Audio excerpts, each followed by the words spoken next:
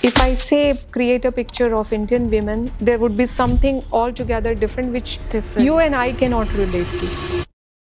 Would like to give you one example. Normally, what nowadays we are using as a big foundation model without naming them, those are trained over the data sets of the foreign countries. It was not trained on our data sets. Therefore, they have kind of inherent biases. So the government under India AI mission has provided funding for creating our own models. We have Bharat GPT, we have Sarvam AI. Slowly, we are building up our own foundation model, our own data sets, trained on our own data, and the data curation for removing the biases. If you're speaking directly to 15 years old girl in India today, dreaming a career in science or tech, what would you tell her? The world is your eyes. Right. So just come forward. What excites you the most about AI future in India?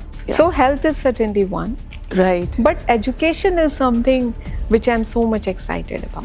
Oh, it's quite exciting. I mean, It's really exciting when I see youngsters coming out with that kind of solutions. You know, recently India AI came out with some grand challenge on cyber security, and I was thrilled to see all women team from NCR College was one of the winners. That's great. So it's amazing. It's amazing, yeah. Welcome to Control All Tribe, where technology meet purpose. I'm your host Navneet. Thanks for tuning in. I hope you've been enjoying our new series in collaboration with UNESCO Women for Ethical AI, South Asian chapter, highlighting the voices of women leading work in technology and policy.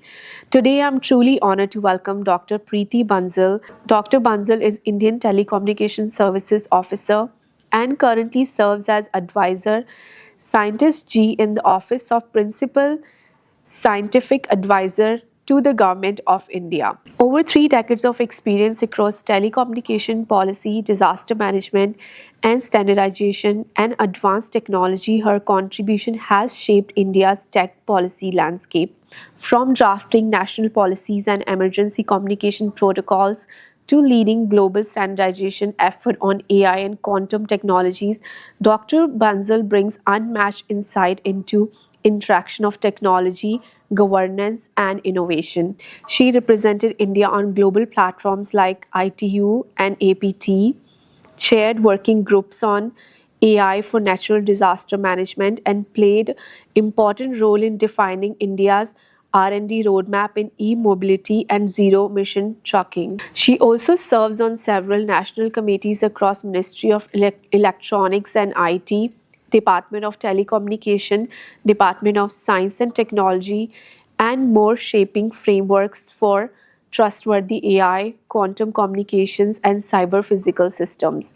An author, researcher, and deeply respected leader, Dr. Bansal holds a PhD in disaster communication, MBA in HR, and Bachelor Electronics and Telecommunication Engineering. So without further ado, let's dive into the conversation with Dr. Preeti Bansal, a true changemaker at the forefront of ethical and impact innovation. Hi, Dr. Preeti Bansal. How are you today? I'm good. Thank you, Navneet. It's lovely to have you here.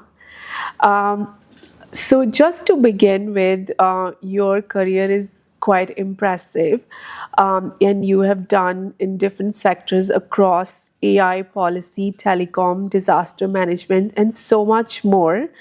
When you reflect on this journey, what has been your personal why and what has kept you thriving across many sectors? Okay. Navneet, God has been kind to me. I would start beginning from this point.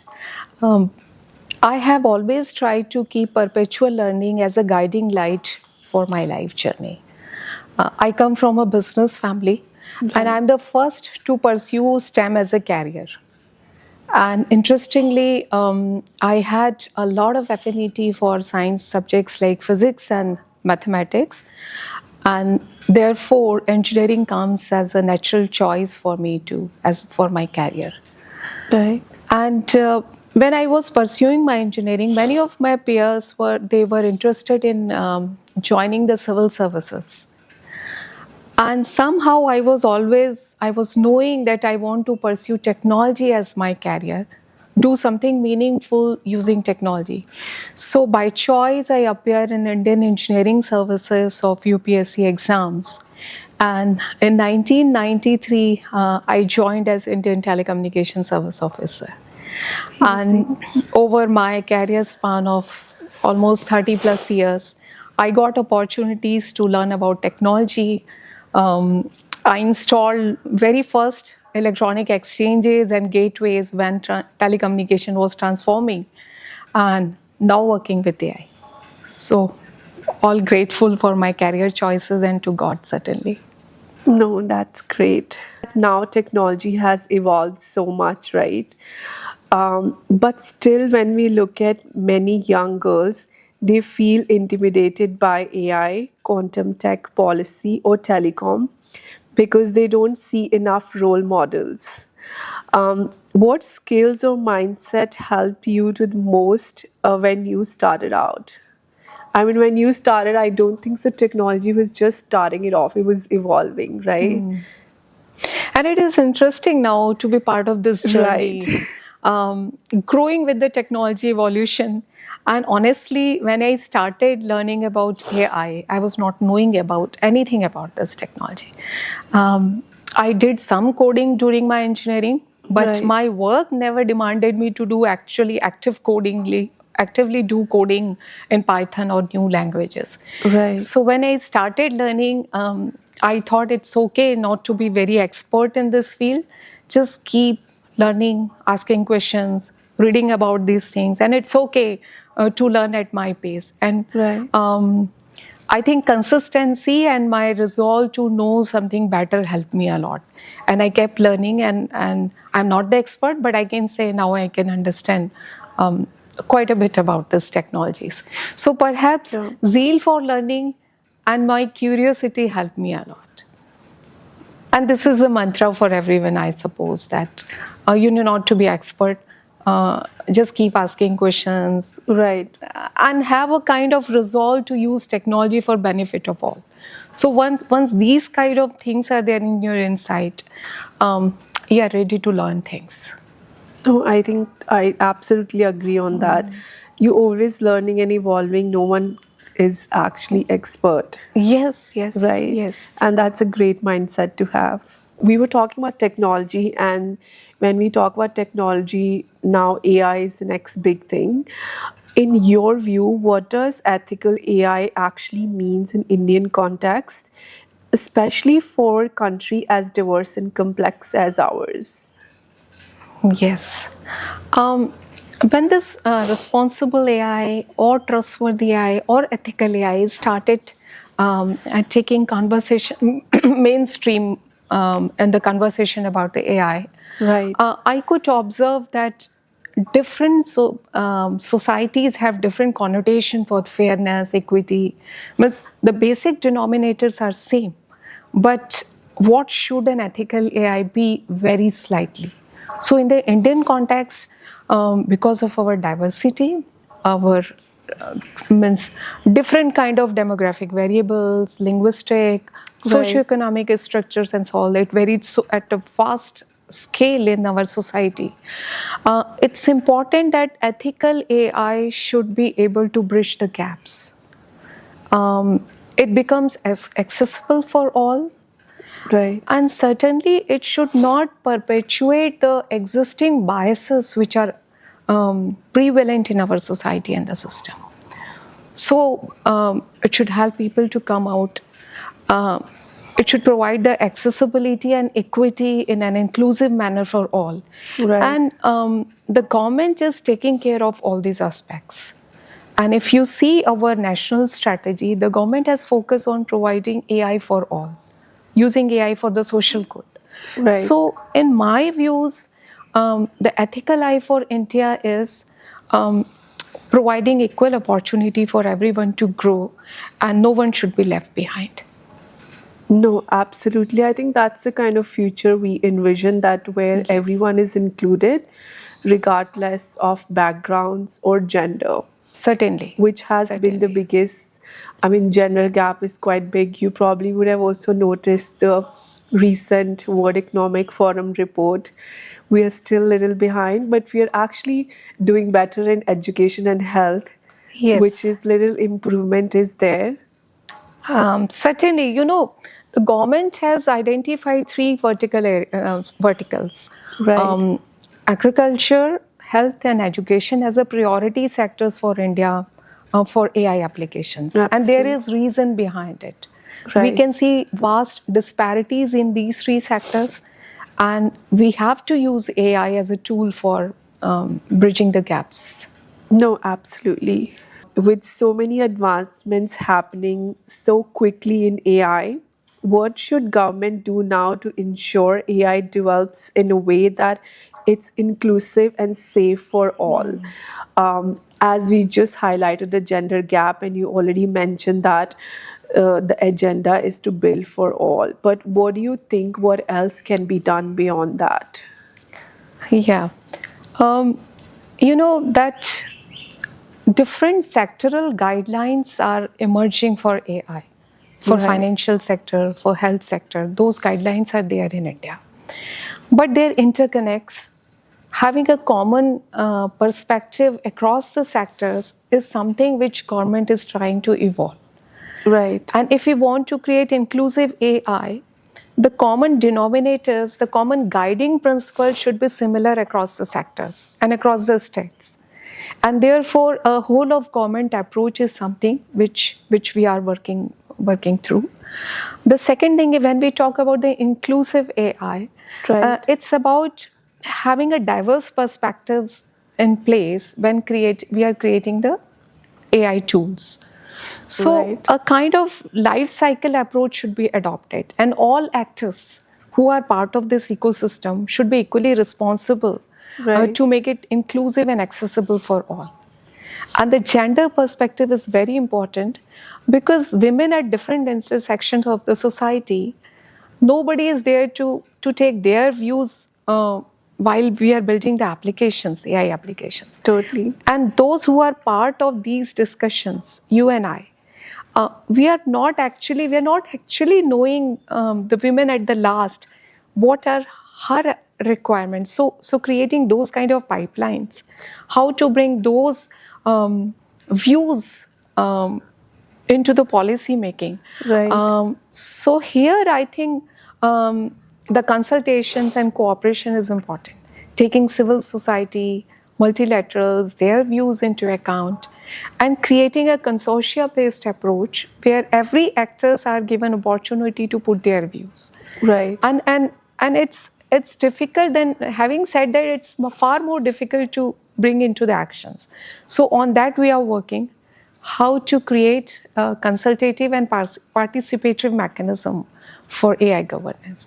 And Right. certainly discussions are going around this. So, what's the women participation as of now? Okay, so I don't have a fixed data, but it varies from 10 to 20%. Different Okay. reports say some different. Right. And the good news is that it is perpetually increasing. Women in IT or women in technology it has been a big gap, Right. and therefore the women in AI is parallel to that. Right. But AI being the cross-cutting and interdisciplinary in nature, I don't think that women in technologies are the only ones who are supposed to join the team. The diverse perspective, the women in humanities, the women in Totally. any other areas working, their views are very much important because ultimately we are devising applications for them. Totally. Yeah. No. So creating interdisciplinary teams, having a diverse perspective being taken into the account is something very important. You can see the psychology is so important for taking into account when we are designing the AI applications. Right. So I'm seeing those kind of this is happening, I think, nowadays. I can see women from different disciplines are joining startups who are working over the AI. Right. Slowly, it is picking, I think. No, I absolutely agree that diversity is equally important. to build that inclusive future, because if women are not part of the conversations, how are we going to build a future for Yes. all, right? Yes. Yeah, totally. So my next question is, can India offer a third way in AI governance, one that balances innovation with rights and autonomy with global corporations? Yeah, I think we are striving for this.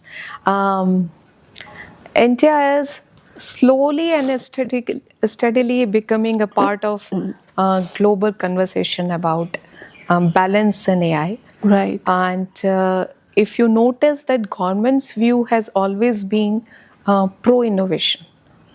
We haven't yet come out with a strong regulation for AI. And that is the reason that we want to use AI for our social good. Right. We want to use as a very important tool for inclusive growth of our society. And that is why our national strategy says AI for all. Our framework on responsible AI also talks about light touch things. We have never yet spoken about strong regulation, the way EU AI Act has come out. Right. So our views is pro innovation, but at the same time, the government is very much concerned about data privacy. So DPDP Act Right. talks about all those important things, the consent framework and all. Right. Regulation is now evolving, and it's a challenge because we want to have a balance. We don't want to give a wrong message to the AI community, Right. and therefore it is still work in progress. Right. This is one thing. The second thing is, we have a very strong experience in rolling out a small, very big digital public infrastructures like Aadhaar based, India is Tech, Right. UPI, and all that. So we can leverage this for creating AI infrastructure, Right. making accessible AI for everyone. Right. And India AI mission is working for this. We are creating compute infrastructure, open data platforms on one side. We are also talking about data sovereignty. But at the same time, we are engaging with the trusted partners globally. Right. May it be EU, TTC Council, or ISET, and now Trust with the US government. We want to engage globally as well, having a right balance on the both sides. So we don't want to be isolated in the name of data sovereignty and security, Right. but we believe in trusted partnerships. No, absolutely agree. I think the regulatory has been quite strict on data protection law as well, because a lot of companies also misuse it. And how do you actually build the trust when consumer are not feeling confidence to add their data and use that technology, and we can't build that system if people are not trusting?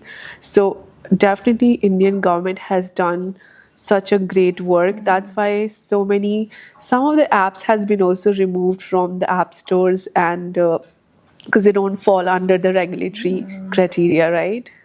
Yeah. Where is India currently positioned globally when it comes to shaping AI standards and ethics? Okay, so I think it is related to my previous answer as well. Yeah.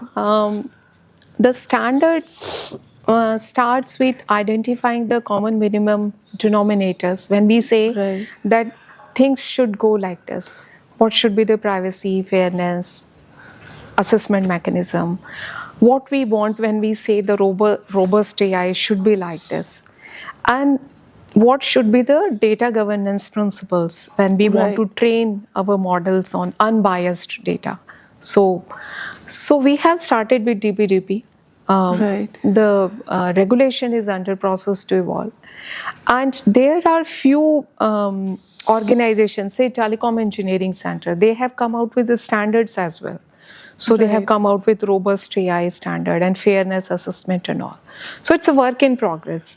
It cannot be something one size fit all kind of solutions, and Absolutely. therefore it is quite evolving in a way. But certainly it's being developed in India. No, totally. And which are the emerging sectors do you see where Indian government is currently focusing on in terms of setting these frameworks? Yeah, so say for example, health. Yeah, We want to use AI for health, certainly. right, But also we are very much concerned about the personal data protection. right, So bringing those kind of guidelines and at the same time using AI for the benefit of all, right. these are the kind of things where sectoral specific guidelines will be helpful, and they are work in progress. Yeah.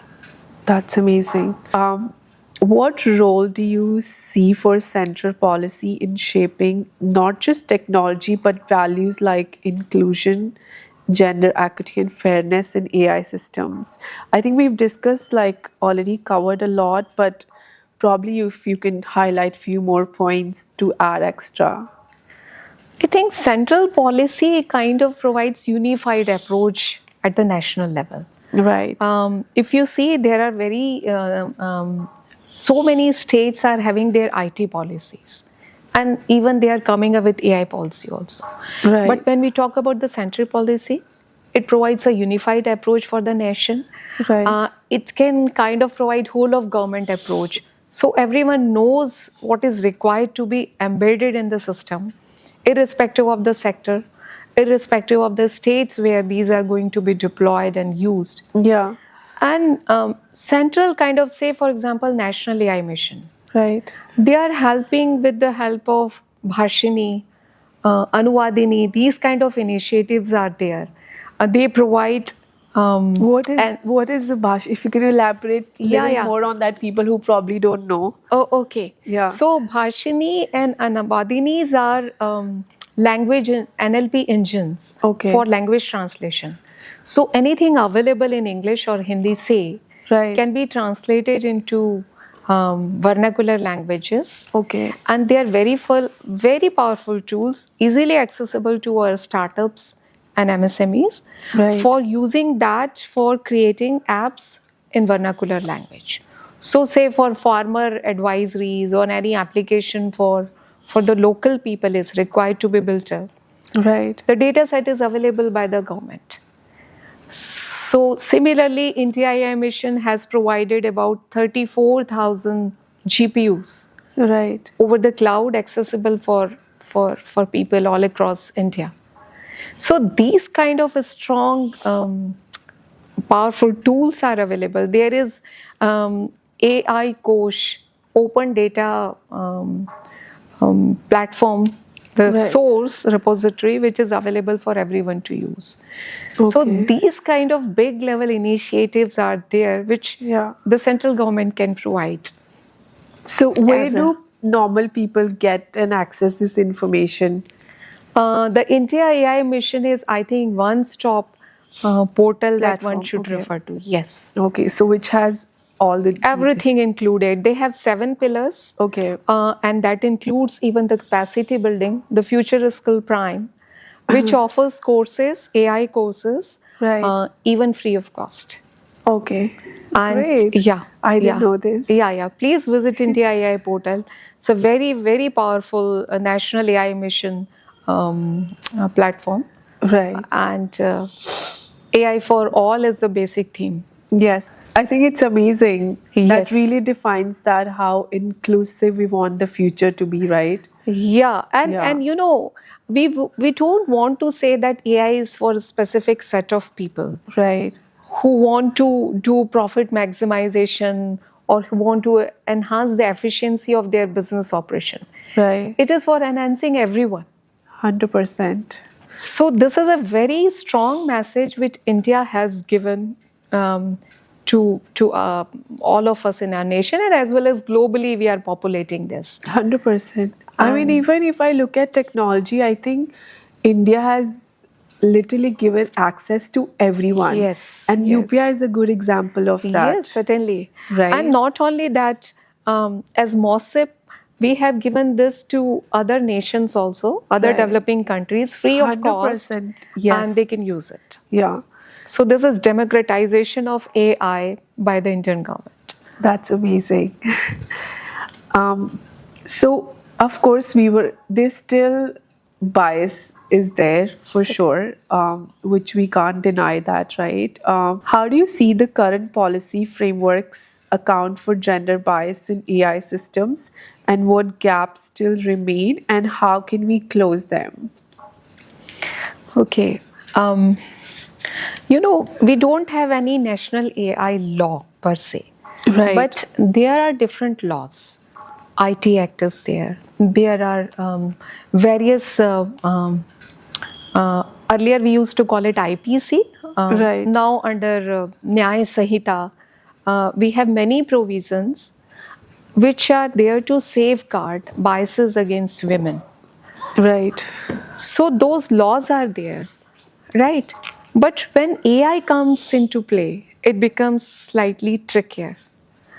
Because if something happens and people understand that something unfair is happening to me, Right. I can seek the course of law for remedy as a remedy, right? Right. But say, for example, there is a tool being employed by some business house for recruiting or for lending or for anything, and there is inbuilt bias there, and unknowingly it is playing the bias against women. Right.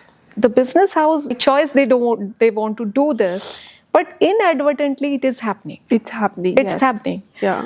And unfortunately, I don't know it is happening with me. So if I don't know, how can I can seek the course of law? So Right. it's about law as well as it's about awareness. So people need to know about their rights.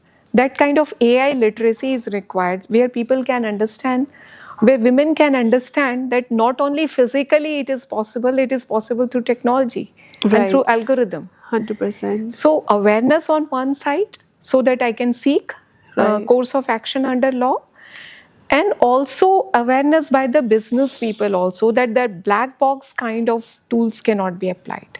Right. So it's about awareness of all the players across the ecosystem, Right. from the data being used for the training a model, Right. developing a model, and even the deployment and beyond.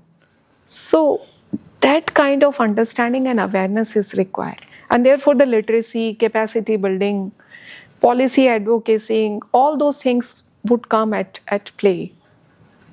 No, absolutely. And do you see that, of course, government definitely must be having plan in different language models. And how soon and when do you think we could reach that? Things are happening. I refer to the National AI Mission, right? Right. I just would like to give you one example. Normally, what nowadays we are using as a big foundation model, without naming them, those are trained over the data sets of the foreign countries. It was Right. not trained on our data sets.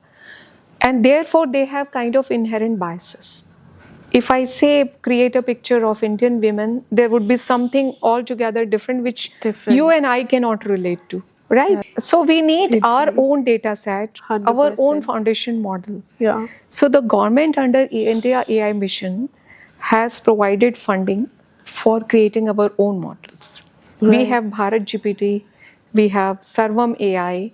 So slowly we are building up our own foundation model, our own data sets trained on our own data, and the data curation for removing the biases. Right. So I think ecosystem is building up, and going forward, even in 2-3 years time down the line, Right. we'll be able to start reaping the benefits of these initiatives. Yeah. No, 100%. We definitely see a lot of things shaping. Yes. So, talking about the future, I'm going to ask you next question on that. What are the top 3 ethical challenges you foresee in AI in next 5-10 years, which is emerging economies like India? Okay, so 10 years I cannot say, but for the 5 years, if I have to choose 3, Right. then it is data privacy and security. Right.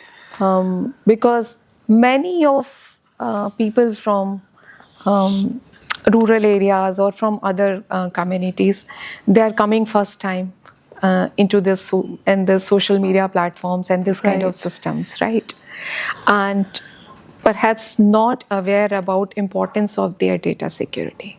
100%. So in India, it's not about the legal requirements, but it's a moral responsibility as well to ensure data privacy of people. And government is certainly taking care of these things. Right. The second could be against the bias and the fairness.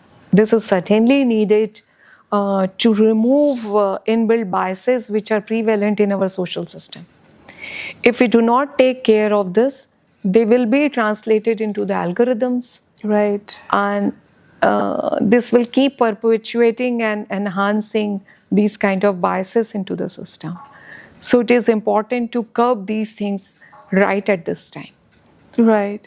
And the next thing is the accountability of people. If data breaches happen or if these kind of things are happening, who is responsible? Right. So it should be a kind of liability chain. It cannot be someone who is developing. It cannot be someone who is deploying or using. It should be a liability chain across all the actors. Right. So in PSA office, we are trying to create those kind of nuances into our regulatory framework, Right. where we can say that at each and every stage of life cycle of AI, people are liable to certain kind of responsibilities. No, 100%. So, what excites you the most about AI future in India? You know what is, we are like now living laboratories. We have so many things, so much of diversity, and it's about kind of challenge as well as opportunity. We Right. can create AI application for all kind of problems. We can test it. The only thing is that one should take care about the data privacy, security, and the kind of language diversity we have. Right. We can use models in different languages with the NLP engines which are available. So a wide spectrum of area which is available for us to play, create new kind of AI applications, and I think we Right. can lead through this. We can leverage this kind of diversity in our benefit.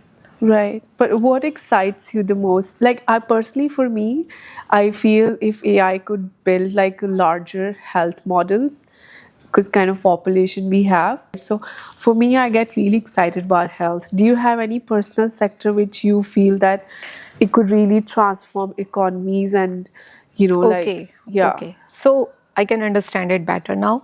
Yeah. So health is certainly one, Right. but education is something which I'm so much excited about.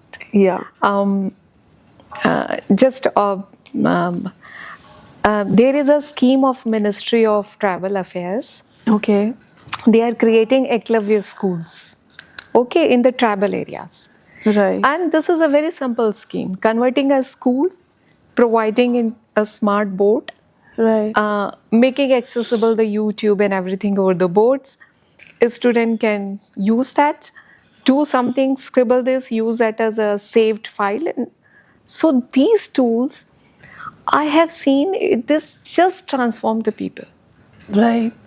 Just use small digital tools and AI, and it create wonders. Yeah. It can solve problem of limitation of teachers. Right. Teachers can also learn and evolve together with the 100%. students. And with NEP in one hand and AI and our digital infrastructure, we can actually create miracles, I'm telling you. Yeah. No, it's quite exciting. I mean, It's really education is- exciting when it I is. see youngsters coming out with that kind of solutions. Right. Recently, India AI came out with some grand challenge on cyber security. And I was thrilled to see all women team from NCR College Amazing. was one of the winners. That's So great. it's amazing. It's actually. amazing. It's Yes. amazing. Yeah. Women are actually really leveling up Yes. now. And when I see, of course, I'm millennial and women who are younger than me, they're like literally out there. And Yes. that really excites me also Yes. because younger generation is so inspiring. And for them, they have better opportunities. Like when I was in school, we didn't had AI. Yes. So now kids have access to best education, best Yes, information, and of course, they can build a better future as well, right? Certainly. Yeah. Certainly.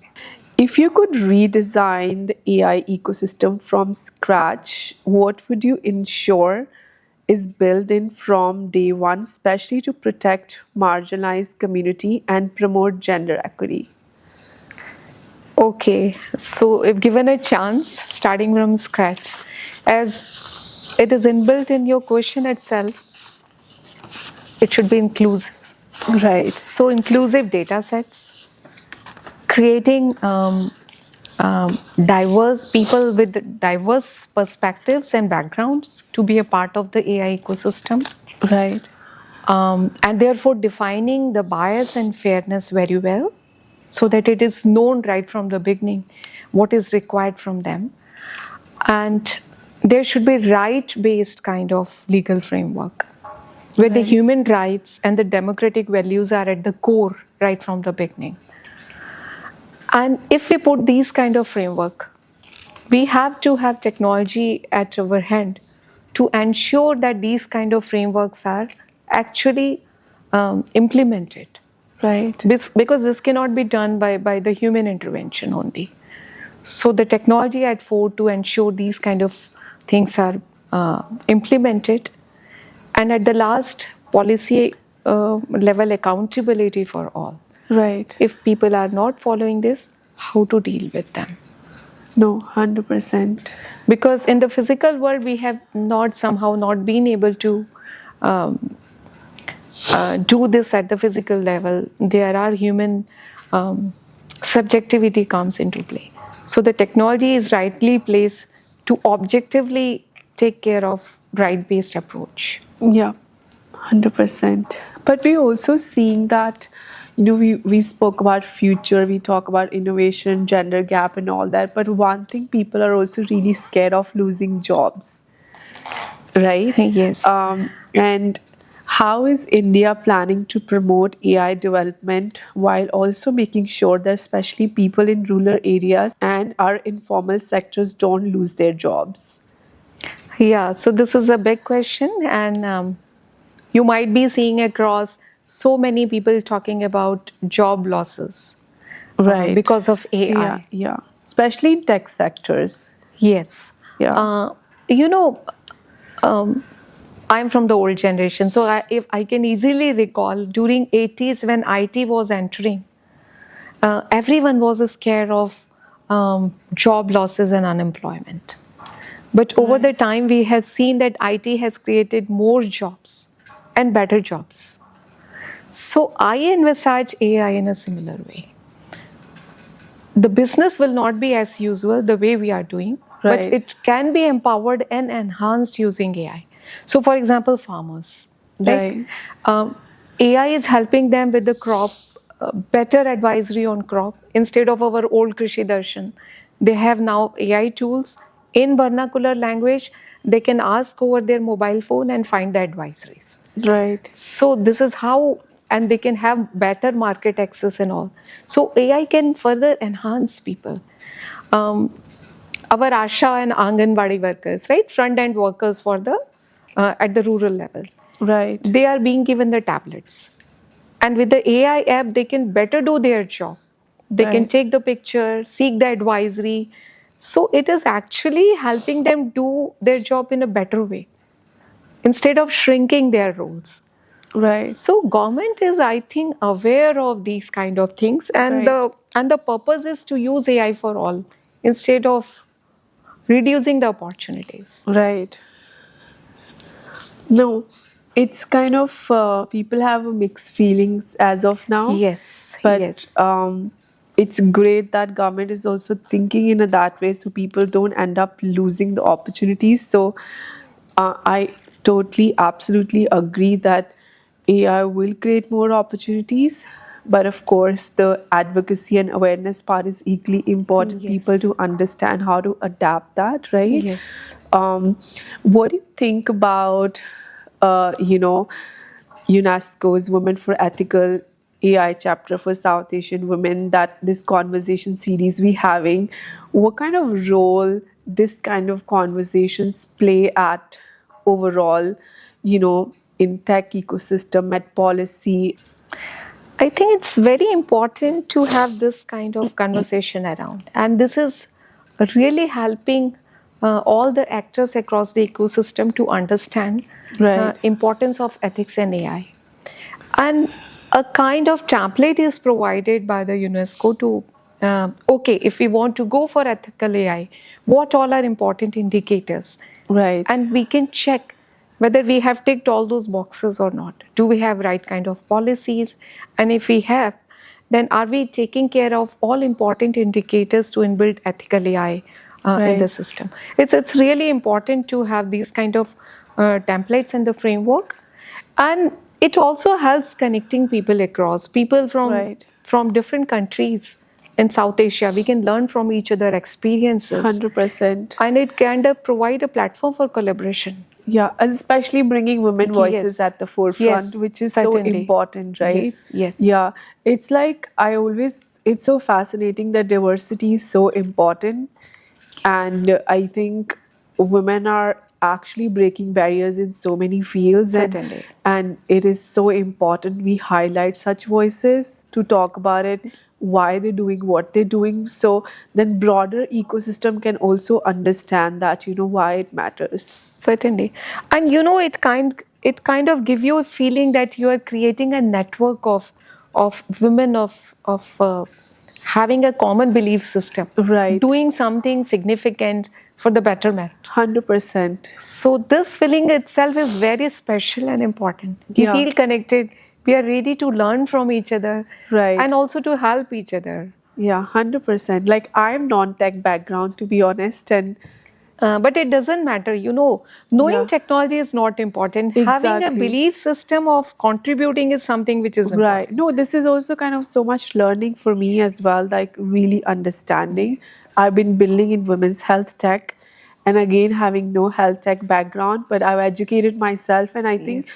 that's the way you said that you have to evolve with the time to Yes. adapt the future, right? Otherwise, there is no other way. There's no other way, actually. There's no other There way is because no it's other way. moving so fast. Yes, yes. So, in a way, it challenges you It to does. grow and Yes. come forward and do something. Yeah. Yes. It really challenges. And that is the most exciting part of the technology, or AI for that matter. Yeah. Actually, I was in London last week and I went to women's tech party. They were only women and most of them were coding. They were doing coding and engineers and all that. And I had a very interesting conversation with one woman. And actually, the people who are not building tech, they feel very exciting talking to people like us because we talk other part of the world, Certainly. which they're kind of disconnected.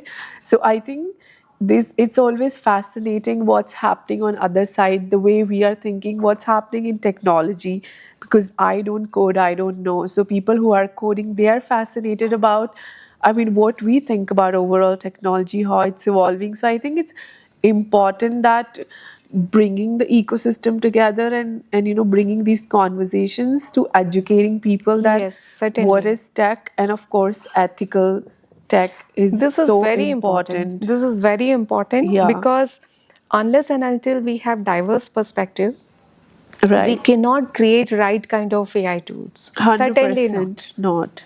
Yeah. And that's great. I mean, that's the kind of future we want to build for Yes. next generation, right?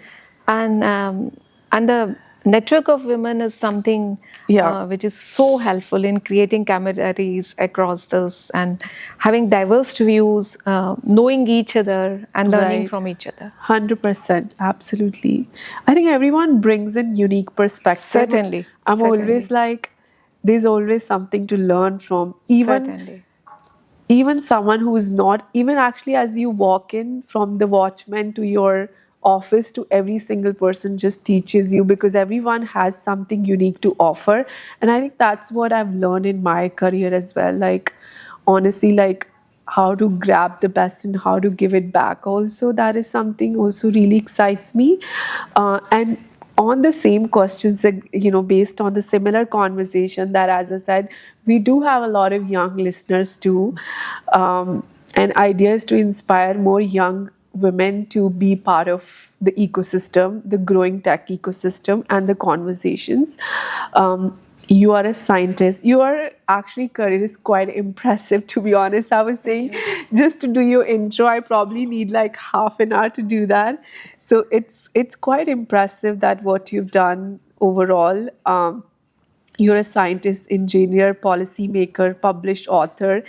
And for young girls listening today, especially those who come from small towns and underrepresented communities, what would you say to encourage them to enter STEM, tech, or public policy?